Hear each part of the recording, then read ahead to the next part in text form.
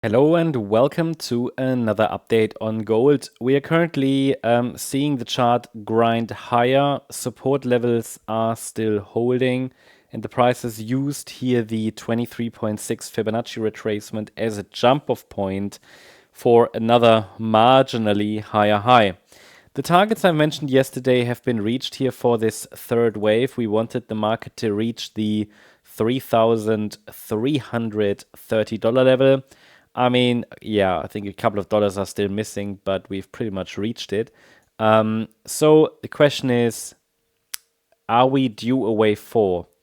It's entirely possible this wave 4 has already started and we have seen an initial 3-wave move down in wave A. We're now rallying in a B wave and could form a C wave before we go higher. I don't assume this 4th wave has already bottomed. But yeah, overall, the wave pattern is currently being filled in. If you watched previous videos, then you know a few things already. You know that the idea is a larger degree third wave formed the top in April. We've been watching for that corrective pullback. Probably it's only an A wave of an even larger correction. You also know that we were watching for a more substantial rally over the coming weeks that likely started. And you also know that there's a resistance area which is between $3,320 and $3,411, which acts as a standard resistance area for this B wave bounce. Now, that means we're currently looking for a corrective rally here to play out. And this corrective rally is part of a larger correction. Yeah. So again, A wave down, B wave up, C wave down.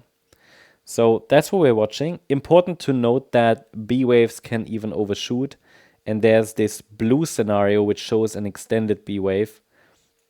A wave, B wave, C wave. So it would just mean this B wave extends a bit. Depends on how the next pullback looks like, basically. But for now, the market is working on this corrective rally.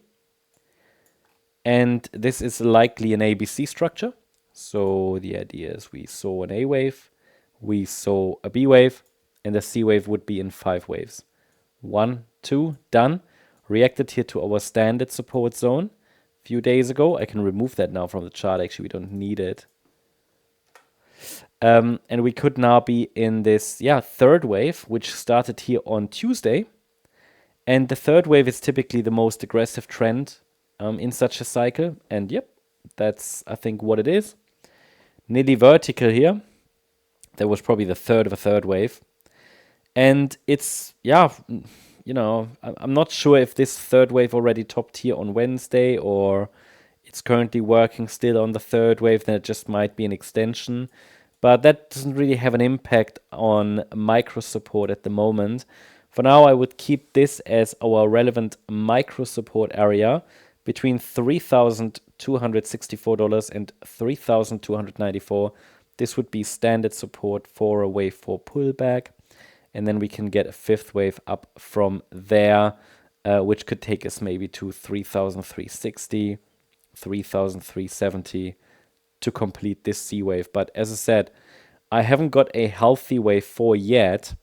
So I would prefer either this to play out in a flat correction, like C wave down, testing support again, then rally, or that this is simply still an extension of the third, possible as well. In practice, doesn't really make a great difference. Yeah, the main takeaway here is we're watching for higher prices still, as long as the market holds this Fibonacci support box. Below 3,264, we get an idea that something might be changing, something might be shifting. But until then, we focus on higher, and we should reach, I'd say, 3,360, 3,370 seems likely to complete this B wave or blue wave A. When that's done, then we're going to watch again for the next pullback. So that's how we try to to get a good idea where larger turns are happening. Okay, so not much change, but good performance. I'll keep you updated. Hope you liked the update. If you did, please hit the like button. leave a comment and subscribe. And if you're interested in additional updates, make sure to check out our stocks membership. You'll find the link in the comments section and in the description. Here we cover the S&P, ES futures chart, NASDAQ, but also gold and silver. Thanks so much. Bye-bye.